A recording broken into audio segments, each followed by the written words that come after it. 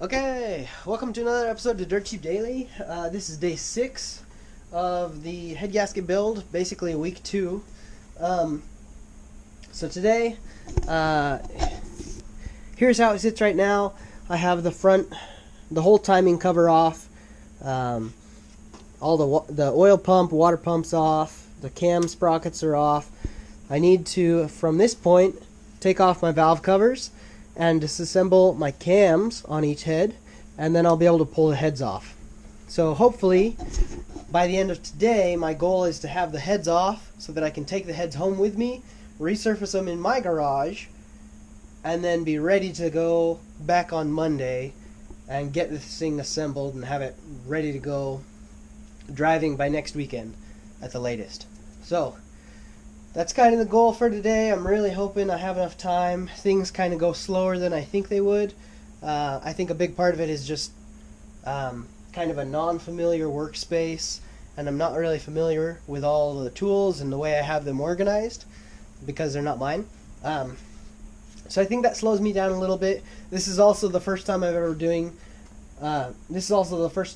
I'm going this deep on a 6-cylinder, and so that's kind of, I'm not as familiar with the 6-cylinder, so I'm checking the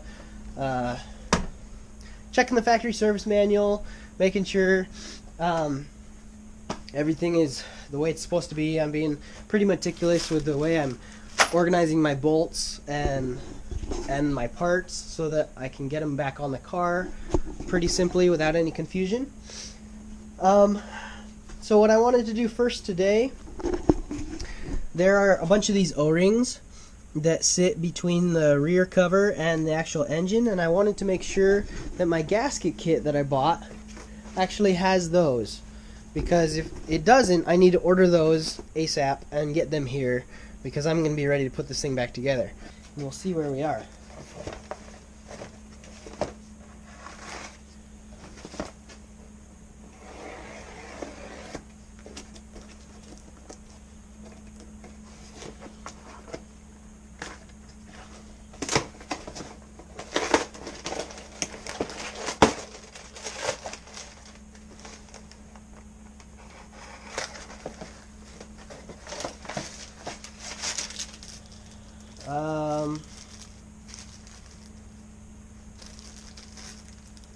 I don't know what these little O-rings are yet.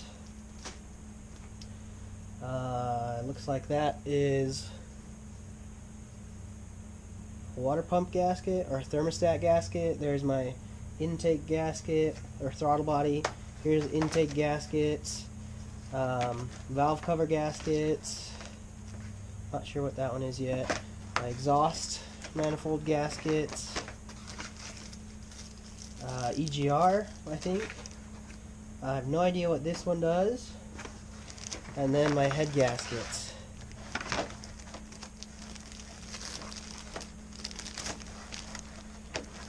Okay, so no, I don't have those. So I need to buy them. And there's 1, 2, 3, 4, 5,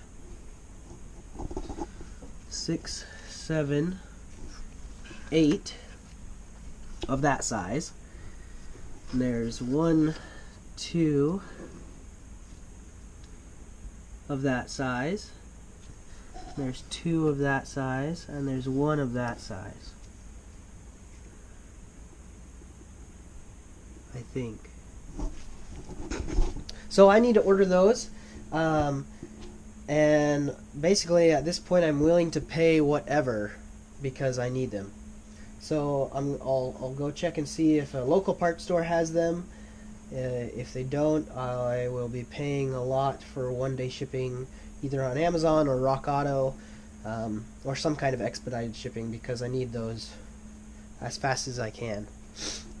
So that's kind of a bummer. I thought, I didn't really take a really good look at what all came with the head gasket kit.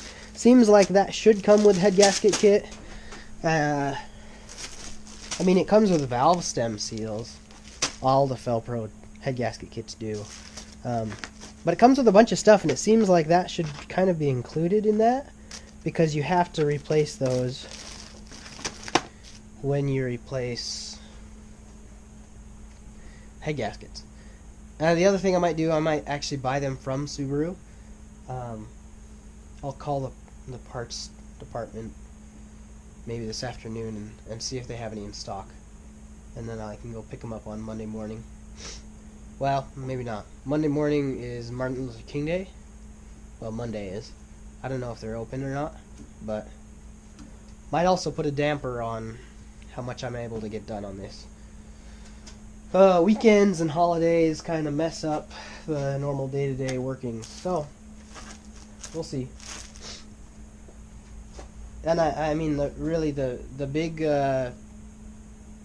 it's not like I need this car right now. The bigger part is I'm trying to get this car out of my cousin's shop so that he can get his Trans Am back in here. He's been real nice to let me use it.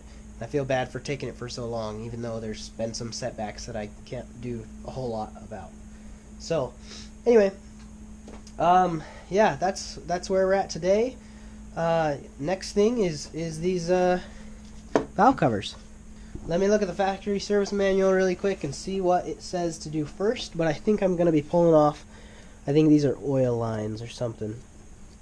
So I think those need to come off first in order to actually pull that off completely.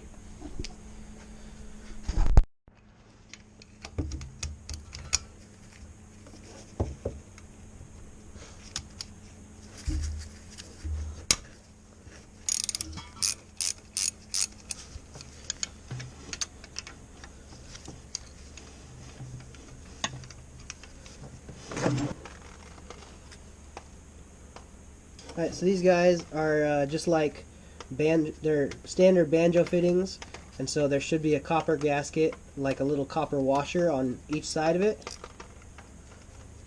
Don't lose those, because if you reinstall it without those, you're going to have quite a lot of oil leakage. So, don't lose those. Put them in a safe place. Okay, with those oil lines off, now we're just going to take off the rocker cover. Okay, so you want to come in and take off this bracket here, and then you can remove these coil packs and the coil pack harness, which comes up right over here. So you want to remove that, and then you'll have a lot more space to get in and get to everything else. The hard ones to get to are these ones here at the back. They're pretty difficult, but it's not impossible. You might have to have some small hands or something, but I got it off with everything. I was able to take off the valve covers and replace the valve cover gaskets on my 3rd generation with everything on the car completely assembled. So not impossible, but kind of difficult and frustrating. So take your time and be patient with it, and just go slow and you'll be able to get it off. So here he's more head gasket milkshake. Freaking disgusting. But I don't know. Yeah, more, I mean, not good signs, but more signs that we're doing it right. Yeah, this guy's gonna go down right here. Okay, so there we have our cams exposed. So we removed the rocker cover. We want to remove the 2 plugs on the back end of the engine. I think. No, the front end of the engine. Oh, that's the other side. Okay, yeah, so you want to take these huge plugs out if you're doing the driver's side. I'm doing the passenger side right now. So the right hand side.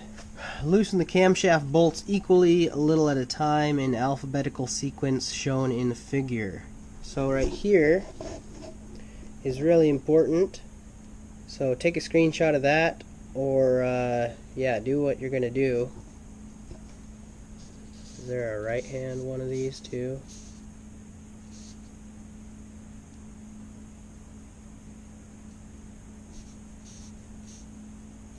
There's not. So this is for the left hand side. but it's going to be pretty similar on the right hand side. So 1, 2, 3, 4, 5, 6, 7, 8, 9, 10, 11, 12. That's the order you want to remove them in. So that's what I'm going to do now. A little at a time. After you do those front ones, I accidentally already did those front ones. You want to come back here and do 5.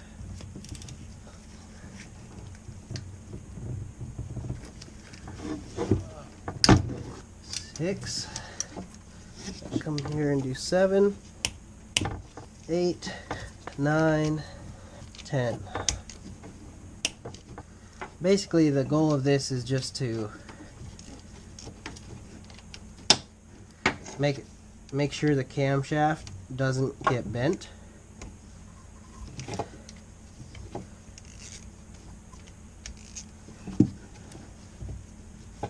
Because obviously that's not what you want to have happen.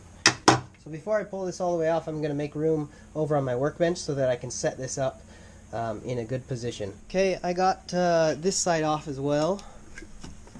And there's one bolt that's down up underneath in there that's really hard to get to. And so I found the easiest way was to get with it. I was going to unbolt the motor mounts and lift it up a little bit. That would have made it easier to get to it from the back. But instead I just got up underneath the car and had my right hand up on the back side of the cross member, like wrapped around the cross member, and I could get my hand on it. And then I had my left hand up, squeezed in between right here, between the valve cover and the frame rail, and I was able to get a ratcheting open end or box end, a ratcheting wrench in there, and pop it off, get it broken loose, and then just use 2 fingers, one on each hand, and just kind of push it and loosen it the rest of the way.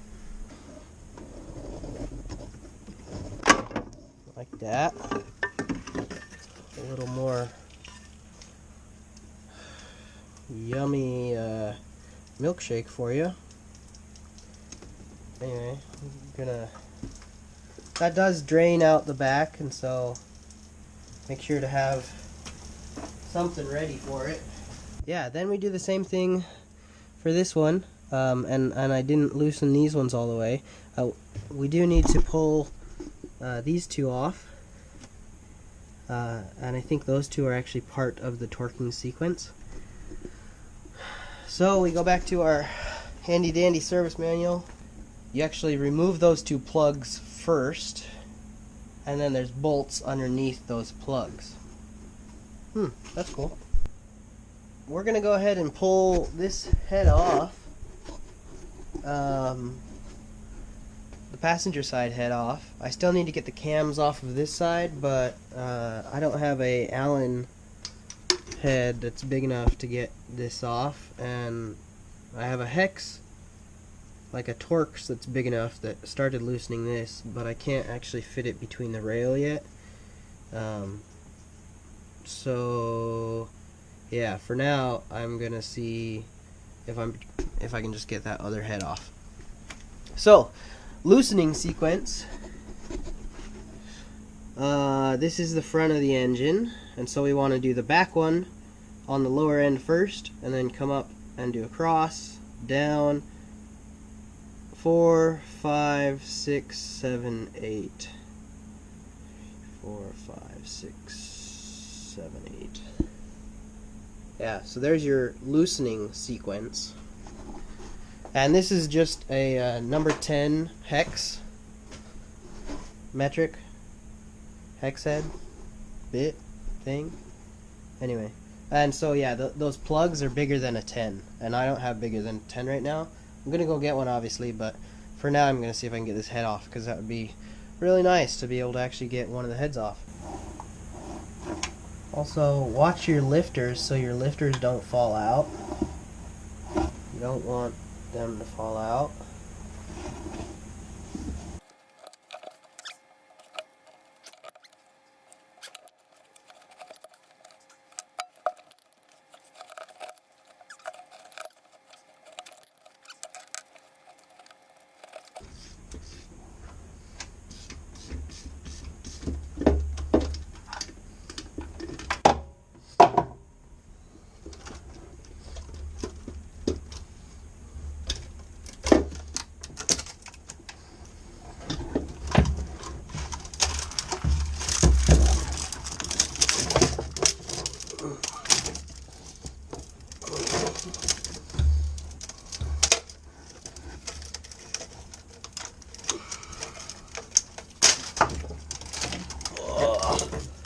heavy.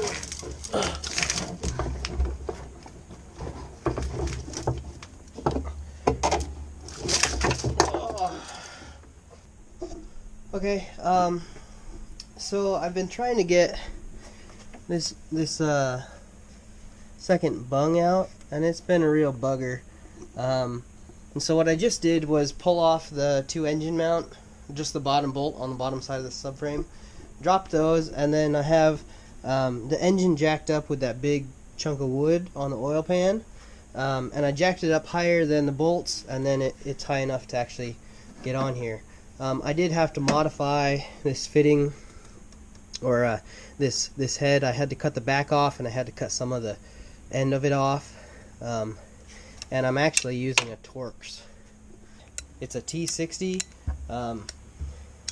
It's not the hex, but it's the same size as the hex would be, and anyway, I cut it back. It used to be about that long, so I cut that off, and then I cut probably a 1/4 inch off the back end of it. I was trying to drill a hole through it so I could get like an extension through it or something and just turn it like with a T kind of thing, and that wasn't working. Anyway, so I just did this, and popping the engine up higher gives me the space I need to actually get this on and be able to get it down there to get it loosened.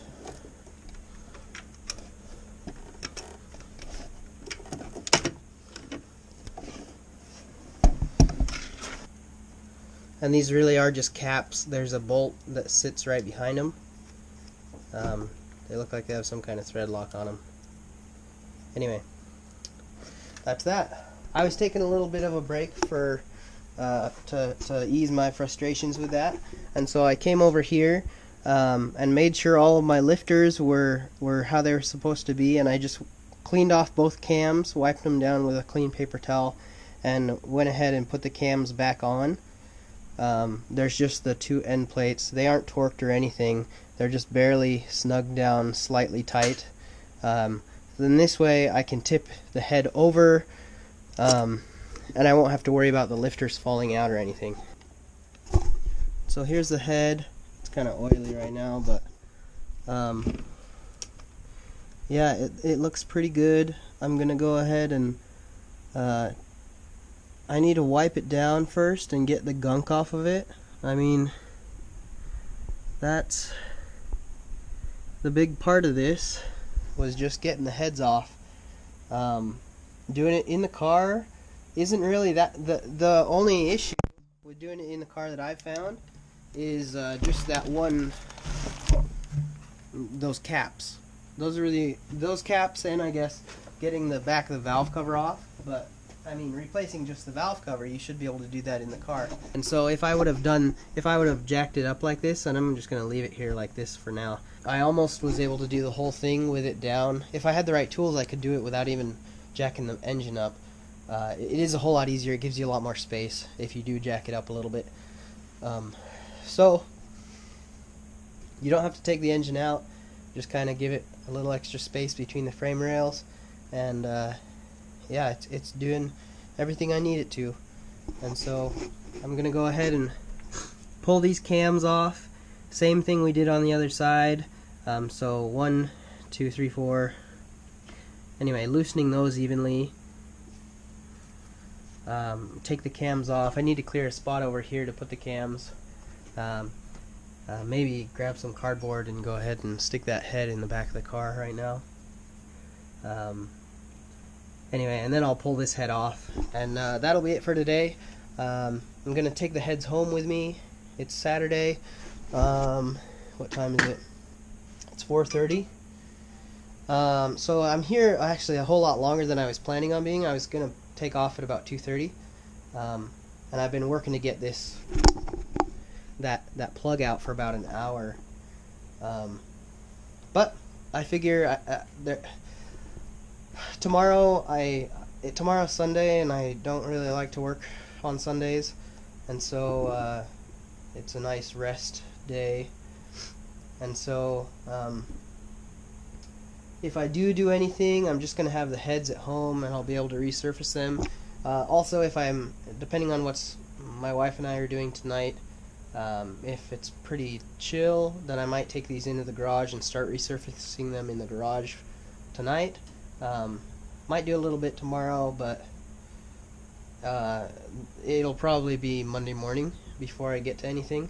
I don't know if I have a car on Monday, and so having the heads with me will be good. I think I might also take with me all of this, the valve covers and the timing cover, and sneak it into the mud room, where there's like a it's kind of like the laundry sink, or anyway, it's a dirty sink that isn't the kitchen sink, so I think I'll be able to spray those down with brake clean first, get them mostly non-oily, and then take a bristle brush, a stiff brush to them, and clean everything off inside.